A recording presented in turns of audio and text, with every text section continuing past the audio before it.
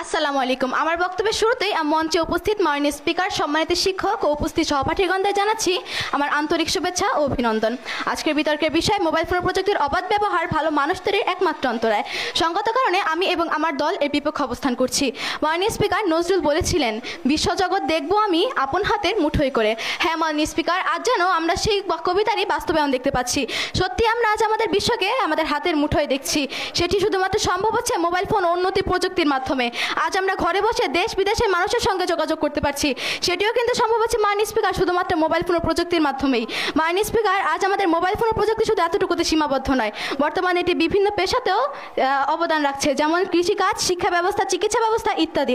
মাননীয় স্পিকার, আমরা একটি কথা বুঝতে পারছি না, আমার প্রতিপক্ষ দলের বন্ধুরা আমাদের কথা বুঝতে পারছেন না নাকি বুঝতে চাইছেন না।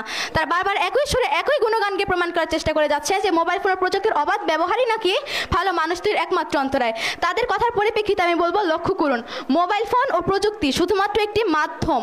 এটিকে কে কিভাবে ব্যবহার করবে সেটি পুরোপুরি নির্ভর করছে ব্যবহারকারী মানসিকতার উপর। মাননীয় স্পিকার, প্রতিপক্ষ বন্ধুরা হয়তো জানেন না যে একজন শিশু তার পরিবার থেকে সুশিক্ষা গ্রহণ করে। যখন সেই শিশুটি তার পারিবারিক সুশিক্ষা থেকে দূরে থাকে, তখনই কিন্তু সে একটি খারাপ কাজ করার সুযোগ পেয়ে যায়। মাননীয় স্পিকার, আমার প্রতিপক্ষ বন্ধুরা বারবার করে বলে যাচ্ছেন যে তারা নাকি বিভিন্ন রকম গেমে আসক্ত হচ্ছে মোবাইল ফোন ব্যবহার করার মাধ্যমে, কিন্তু এবং তারা বলে গেলেন আমাদের বাবা মারা কি তারা তো লুকিয়েও দেখতে পারে। তাদের কথা পরিপ্রেক্ষিতে বলবো, বাবা মারা কোনো সিসিটিভি না, বাবা মাদের সচেতন হতে হবে এই বিষয়ে। তাই মোবাইল ফোনের অবাধ ব্যবহারকে এই ক্ষেত্রে দায়ী করা একদমই ঠিক নয়। মাননীয় স্পিকার, 22 আগস্ট 2020 ইন্ডিপেন্ডেন্স নিউজের একটি প্রতিবেদনে বলা হয়, শুধুমাত্র গণপরিবহনে 57% নারী যৌন হয়রানির শিকার হয়েছিল। মাননীয় স্পিকার, প্রতিপক্ষ দলের কাছে প্রশ্ন রেখে চাই, যখন এই ধরনের মোবাইল ফোন বা প্রযুক্তি ছিল না, তখন কি এই ধরনের কোনো কাজ ঘটেনি আমাদের বিশ্বে, কোনো কাজ ঘটেনি আমাদের সমাজে? আশা করছি উত্তর দিয়ে যাবেন।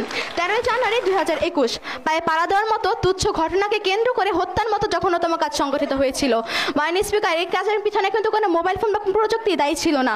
মাননীয় স্পিকার, প্রতিপক্ষের কথাটা অনেকটা এমন হয়ে যাচ্ছে যে খুন করা হয়েছে ছুরি দিয়ে, আপনারা ছুরির ব্যবহার বন্ধ করে দিন। কিন্তু প্রতিপক্ষ বন্ধুরা যায় না, ছুরির ব্যবহার বন্ধ করে দিলেও ছুরির ইতিবাচক দিকগুলো কমে যাবে, কিন্তু খুনি অন্য কোনো পদক্ষেপ গ্রহণ করে কিন্তু খুনগুলো চালিয়ে যাবে। মাননীয় স্পিকার, যে শিশুটি মোবাইল ফোন ও প্রযুক্তি ব্যবহার করে থেকে ভালো কিছু শিখছে, তার মানসিকতা কতটা উন্নত, এবং যে শিশুটি এর খারাপ ব্যবহার করছে তার মানসিকতা কতটা বিকৃত, সেটা হয়তো আমার প্রতিপক্ষ দলে বোধগম্য হচ্ছেই না। মাননীয় স্পিকার, আমার প্রতিপক্ষ দলের বন্ধুরা যা যে মঞ্চে বিতর্ক করতে এসেছেন, তারা কিন্তু একটি তথ্যের জন্য হলো মোবাইল ফোন ও প্রযুক্তির অবাধ ব্যবহার করেছে। যেখানে আমার প্রতিপক্ষ বন্ধুরাই মোবাইল ফোন ও প্রযুক্তির অবাধ ব্যবহার করে যাচ্ছে, সেখানে তারা কিভাবে বলছে মোবাইল ফোন ও প্রযুক্তির অবাধ ব্যবহার নাকি ভালো মানুষের একমাত্র অন্তরায়?